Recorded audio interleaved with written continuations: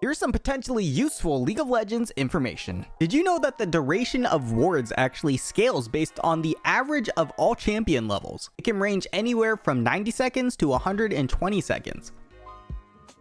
Did you know when it comes to Neeko's passive, you can actually hotkey it in the settings instead of just clicking on it? This way you can bind it to a key and click it much faster, and it's more convenient. This one is kind of crazy and really only helpful if you pay really close attention. But did you know that the jungle camp's heads will actually follow you when you move around? More importantly, their heads will still keep looking at you even if you're in a bush nearby. So if you look really closely and pay really close attention, then you might be able to tell if someone's in a bush and prevent yourself from getting a very rude awakening. This little trick works for a few different camps in the jungle too. Most notably though is red buff and chickens because they're close to the bushes. So the next time you're in a game and see your red buff awkwardly staring into the bush, there's a good chance that someone's in there. A really great way to improve your game is by third-party apps. And speaking of which, I have some really exciting news for you. Guys, U.GG, the thing we use all the time, is now a desktop app. U.GG will make your life so much easier by helping you get the best builds and runes in Champ Select. You can scout all of the dirty data on who's going to run it down on your team and who's going to carry on the other team as well. On top of that, you can even track your live performance in-game with champion and role-specific benchmarks. And it doesn't even end there. At the end of the game, you can get post-game stats, including your LP earned per champion and match, which is pretty crazy. In the end, smarter data means better insights, so do yourself a favor and make your life as easy as possible when playing this game by downloading the U.GG app today. Thanks U.GG for supporting this channel.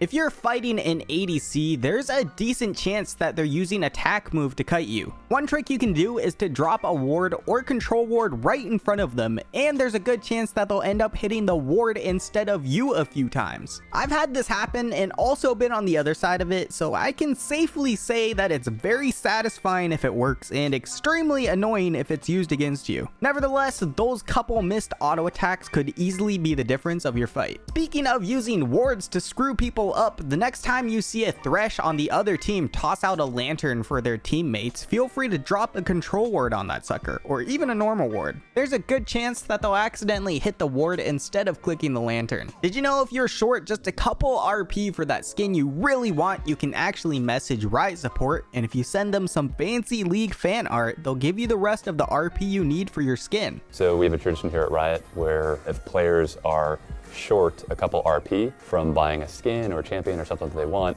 if they hit up player support and draw a picture of a league champion with MS Paint or whatnot, then we'll give them the RP. But somebody drew a Tryndamere picture that I thought was hilarious, and so I framed it and put it on the wall. Did you know that you can use Hex Flash to go from bush to bush and the other team won't be able to see it? It can make for some very sneaky plays. One of my favorite tricks is to act like you're recalling right next to a bush and then at the very last second cancel your recall and walk into the bush instead. That way, hopefully the other team steps up thinking it's safe and then you can just kill them for free. The best part is if you time it perfect, it's almost impossible to tell if they backed or not. If you're enjoying, please consider poking that sub button, and you know the drill, puppy. Did you know it's actually possible for Vi to push people over thin walls? You just have to make sure you charge up your Q all the way and stand as close to them as possible. If you do it from a distance, it will only knock them up. To make this even better, you can also combo this with a flash if you're on the other side of the wall. And this works great if you're trying to push them into your team or something. A surprisingly amount of people don't know this, but you can start channeling your recall during most dashes or jumps in the game. I see a lot of people jumping away and then recalling, but you can actually start channeling your recall mid-air right after you hit your jump button, which doesn't save you a ton of time because the actual recall won't begin until you land, but it'll be instant when you do land, and sometimes every second counts. This works for a bunch of champions like Kha'Zix's jump, Akali's E, Caitlyn's E, Yone's Q, Tristana's jump, and more. If you're playing Jace and you're trying to hop over a wall, you can actually knock over some jungle camps like the Gromp and then use them as a target to jump over the wall with. Alternatively, you can of course also just jump over the wall from the opposite side to hop over without any of the hassle. Did you know that Aatrox's W will actually pull the enemy champion in the direction that Aatrox is standing, which means you can control this by moving in different directions around with the W.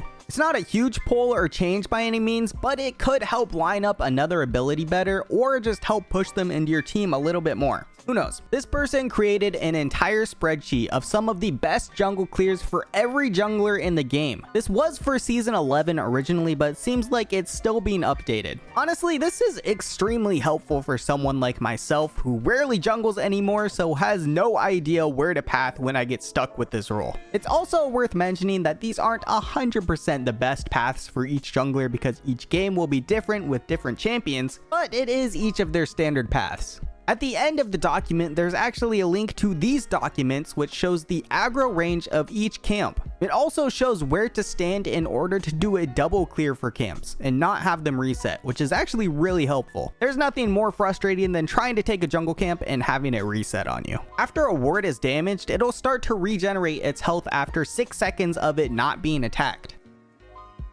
It kind of goes without saying, but you cannot hide from Uxion's ultimate behind tier 2 turrets if the tier 1 turret is still up. So if you get locked on, it's best to go with the usual strategy of sacrificing your ADC instead. Bless up. Did you know that QSS can get rid of blinds? It's something that you probably rarely build for just a blind, but nevertheless, this could be your key to helping take down that stupid mushroom champion. If you got an RP gift card from a friend or yourself, but it's not for the region that you wanted, you can actually message Riot support for this too, and they'll exchange it for the region that you want it for. Pretty clutch. The dragon's attack is actually considered a spell, so they're unaffected by any effect that would behave with basic attacks. Additionally, this also means that they can be negated by spell shields. Speaking of the dragon, did you know that if the team that slays the dragon has a lower average level than the other team, they'll receive 25% bonus experience per average level difference? And this bonus experience is greatly increased for the lowest player on that team. So that combined with the new bounty systems means taking a dragon while you're behind is actually huge. Here's something else I feel like a lot of people don't know. There's an early shield on turrets before the 5-minute mark called Fortified that fortifies the plates, which means it's way harder to damage them in the early game. So sometimes it's just better to back up and recall after you push in the minion wave and wait 5 more minutes instead of trying to take that first plate right off the bat. As a side bonus, it can also save you from greeting too hard and getting ganked by the jungler, which is always good to avoid. It takes 13 seconds out of combat and not being affected by a debuff for it to count as an execute when dying. On ARAM, it's extended all the way up to 20 seconds. There's some situations where you can actually use Thresh's lantern like a mini trundle pillar and block people off from taking some narrow paths. One of those places, for instance, could be if they were trying to walk in between the wall and turret. If Thresh throws out his lantern, it can prevent them from walking through and making them go all the way around. Nautilus's hook is notorious for being really stupid as far as his hitbox goes, but Nautilus's hook is a lot bigger when it comes to monsters or champions than it is when it comes to walls. If you're trying to hook a wall, you should make sure you use the middle indicator instead of the outside ones, because the outside ones won't actually hit. However, when you're trying to hook a champion or monster, it will hit them with the outside lines, which makes no sense, but you know, it's just Nautilus things, I guess. Did you know that picking up and using Rift Herald will reset your ward cooldown? In other words,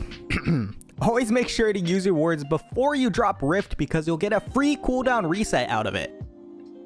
Once an inhibitor is destroyed, the inhibitor will spawn a super minion in each wave for the next 8 minion waves. And on ARAM, it's the next 10 minion waves. When you hear the announcer say the enemy's inhibitor is respawning soon, it means that the inhib will be back in exactly 15 seconds. When using the new rune First Strike while playing champions that can transform like Jace, Nidalee, and Elise, try using a ranged ability and then swapping into your melee form right before they hit and you'll get more gold. This is mainly because melee champions just get more gold when using First Strike, and range attacks will still count as melee attacks as long as you're in that form when they hit. Did you know that camera angle actually affects where your ability is being cast? For example, you can hold the cursor in the exact same spot on a champion, but if you move the camera angle around, that shot can be completely different. This could easily be the difference between hitting or missing your ability. Something I actually found really helpful when playing is whenever you're playing solo and your laner is missing don't just ping the missing because 90% of the time your team won't see it anyways. Instead, ping missing and then ping danger right on top of their little heads. That way they're almost guaranteed to see it even if they're super focused. And if you're lucky, they might even just back up. If you're a greedy support main who loves to steal farm from your ADC, you should know there's actually a support minion rule that penalizes the amount of gold you receive if you take more than 20 CS per 5 minutes. The gold you get from killing minions past that is reduced by 50%, so stop stealing farm. If you're a mid laner and don't already do so, start dropping a deep ward in the middle of the lane so you can see which direction your opponent roams to, and then you can ping the crap out of them. Did you know you can invite people by just dragging their name into the game instead of hitting the invite button? It actually took me forever to realize this, but holy crap, this is so much easier. And lastly, did you know if you grab Thresh's lantern, it reduces your win rate by 6.9%, so